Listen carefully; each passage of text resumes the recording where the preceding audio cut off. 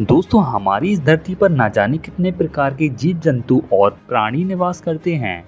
कई जीव इस धरती पर उत्पन्न होते हैं और जीवित रहने के लिए आवश्यक प्राकृतिक संपदा और अनुकूलन न मिलने पर नष्ट भी हो जाते हैं। लेकिन क्या आप जानते हैं कि इस धरती पर कुछ ऐसे भी प्राणी हुए हैं जिन्होंने मनुष्य की धरती पर आने से पहले ही जन्म लिया और नष्ट भी हो गए थे। हम बात कर रहे हैं डायनासोर्स की। आपको शायद सुनकर हैरत महसूस होगी कि यदि मनुष्य ने डायनासोर्स को देखा ही नहीं तो फिर इसकी कल्पना, खोज और बाकी के तथ्यों का कैसे पता लगाया गया।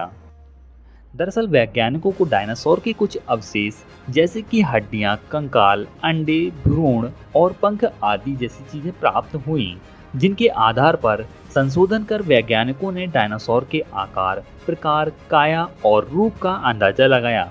एक्सपेरिमेंट से पता चला है कि डायनासोर्स ने लगभग 16 करोड़ वर्षों तक धरती पर राज किया। वैज्ञानिकों ने अब तक डायनासोर के 500 विभिन्न वंशों और 1000 से ज्यादा प्रजातियों की पहचान की है और इनके अवशेष पृथ्वी के हर महाद्वीप पर पाए गए हैं।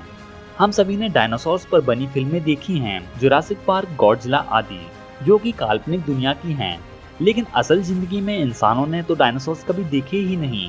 तो आखिर कैसे होते थे डायनासोर्स, कहाँ रहते थे और क्या खाते थे, इसकी जानकारी आज हम अपनी इस वीडियो में आपको देंगे। अमेरिका की कोलोराडो यूनिवर्सिटी के वैज्ञानिक करेंसन डायनासोर के मल पर पिछले 25 सालों से शोध कर रहे हैं, जिससे उन्हें पता लगा कि डायनासोर की कई ऐसी भी नस्लें थीं जो लकड़ी भी खाती थीं, जिससे उन्हें शक्ति मिलती थी। कई वर्षों तक डायनासोर्स के बारे में कोई खास जानकारी तो नहीं मिली थी, लेकिन 20वीं सदी के 70 दशक में अमेरिका के वैज्ञानिक जैक हॉर्नर ने डायनासोर के जीवाश्म का खजाना खोज निकाला था। अमेरिकी राज्य मोंटाना में डायनासोर के अंडे, भ्रूण और बच्चों के कंकाल मिले थे, जिसके बाद वैज्ञानिकों ने इस जगह को एग माउंटेन नाम दे दिया था। पिछले 30 सालों में जीवाश्म जीव विज्ञान या पैलियोबायोलॉजी के खोजबीन से डायनासोर के बारे में कई नई जानकारियां सामने आई हैं। वैज्ञानिकों का मानना है कई डायनासोर पंख वाले भी थे, हालांकि भारी शरीर होने के कारण वो उड़ नहीं पाते थे। तो आखिर उनके पंख किस काम के थे?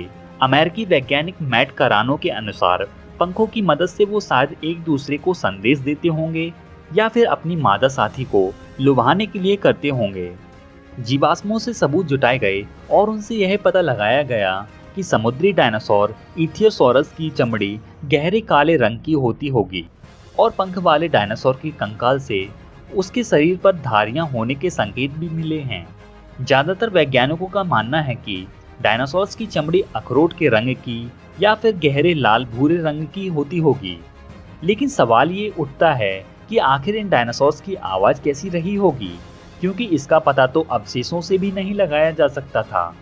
डायनासोर्स की आवाज को पता लगाने के लिए वैज्ञानिकों ने लैब में कंप्यूटर की मदद से डायनासोर के सिर का मॉडल बनाकर वर्चुअल यानी आभासी तरीके से उसमें से हवा को गुजारा और कई जानवरों की आवाज़ों को कुछ दूसरे गुर्राने वाले जानवरों की आवाज़ से मिलकर नई आवाज़ बनाई गई, जिससे ये अंदाज़ा लगाया जा सका कि डायनासोर की आवाज़ चिंगाड़ने या फिर दहाड़ने जैसी रही होगी।